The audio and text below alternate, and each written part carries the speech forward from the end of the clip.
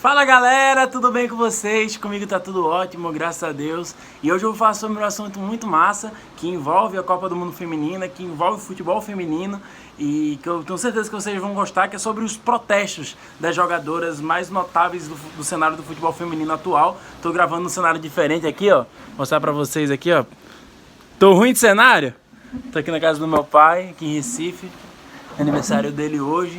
E para isso eu já peço, por favor, já se inscreve no canal, tá sendo muito legal. Não deixa de ver o vídeo de amanhã, que o vídeo de amanhã vai ser maravilhoso, vai ser um vídeo muito importante para mim, um vídeo que eu conto muito com a ajuda de vocês. Se inscreve, curta, comenta, compartilha. Vê o vídeo aqui amanhã, que o vídeo aqui promete muita coisa, uma coisa muito legal. É uma fase nova aqui no canal, são 3 meses de canal hoje, passamos a margem dos 500 inscritos, eu jamais imaginaria isso. Em 3 meses eu tava com uma pretensão de 250 inscritos, então a gente tá bem no lucro assim. Então eu já peço, por favor, faz isso aí, vamos falar sobre os temas. Os três protestos mais polêmicos do futebol feminino são de 3 jogadoras muito importantes. Na verdade, um grupo de jogadoras e outro de 2 jogadoras individualmente. O primeiro eu vou falar aqui é o da Morgan e o da Rapinoe. Tem o protesto da Marta e tem um protesto da Ada Herzberg, que é a jogadora norueguesa que não foi para a Copa do Mundo. Eu vou falar primeiro do protesto da Ada.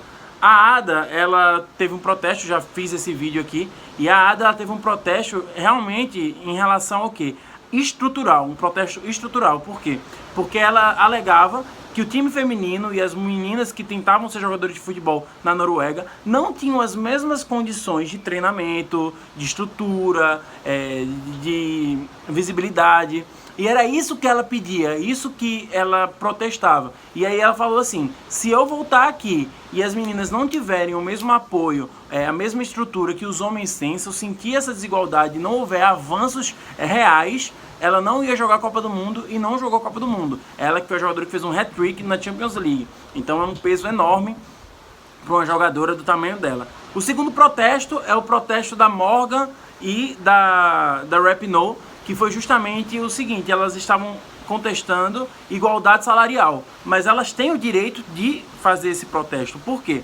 Porque o futebol feminino, ela tem a média de público semelhante ao futebol masculino nos Estados Unidos. O futebol feminino, ele consegue vender, não mais, mas consegue vender parecido com o que o futebol masculino vende e representa. Elas tiveram uma audiência muito maior do que o futebol masculino tem, então elas estão acima dos homens na categoria e elas não têm a mesma igualdade. E esse protesto é um protesto muito válido. Por quê? Porque se elas recebem mais, elas dão para o público mais acessibilidade, sendo assim, dando mais visibilidade, elas conseguem ter um retorno maior, só que não é o que acontece, por exemplo, em relação a salário, em relação à premiação. Então esse é o protesto delas, porque elas não podem protestar, por exemplo, que nem a Ada, porque desde pequena elas conseguem estrutura para desempenhar o seu papel. Elas conseguem ter centro de treinamento, elas têm avaliação com nutricionista. Nas faculdades americanas é muito bem isso, em todos os esportes é assim.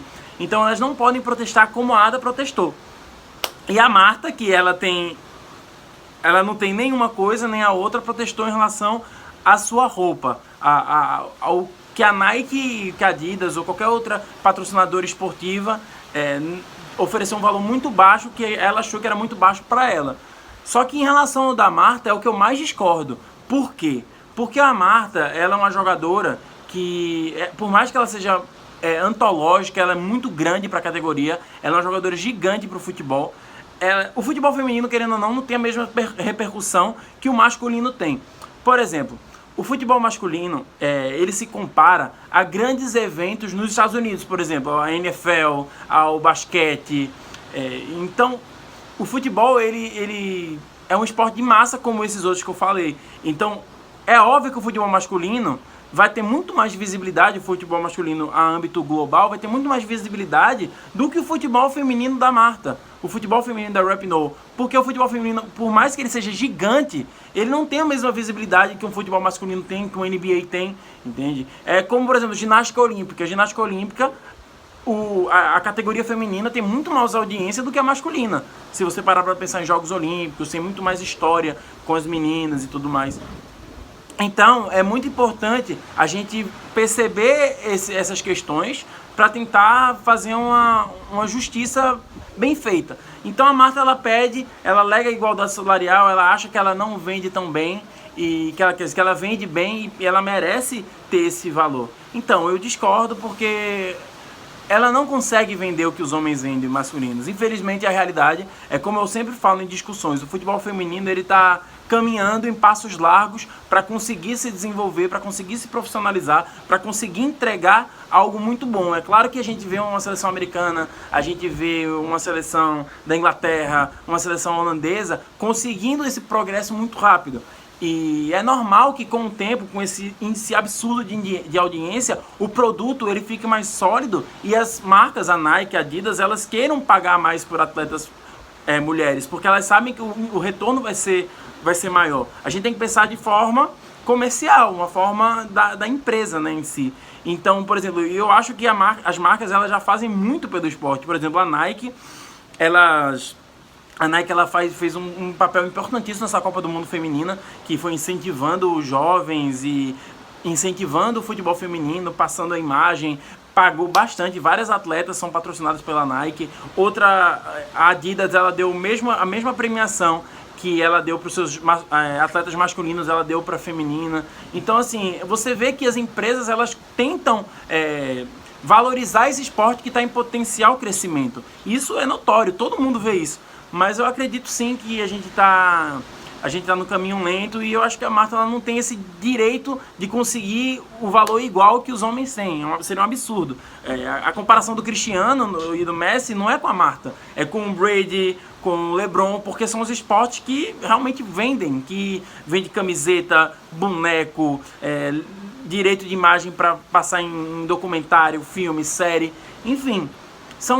É diferente, é outra ótica. É como se fossem dois esportes diferentes. Mas eu acredito sim que o futebol feminino tem esse direito. O direito que eu dou pra Marta e pra qualquer outra mulher é protestar. É você ter o direito do protesto, de você mostrar que não tá legal isso e que merece ter esse apelo. Porque se ela não protestasse, se ela não usasse o batom como ela usou, talvez a gente não estaria debatendo e o esporte não teria o progresso que a gente quer que tenha. Então, essa é a minha opinião.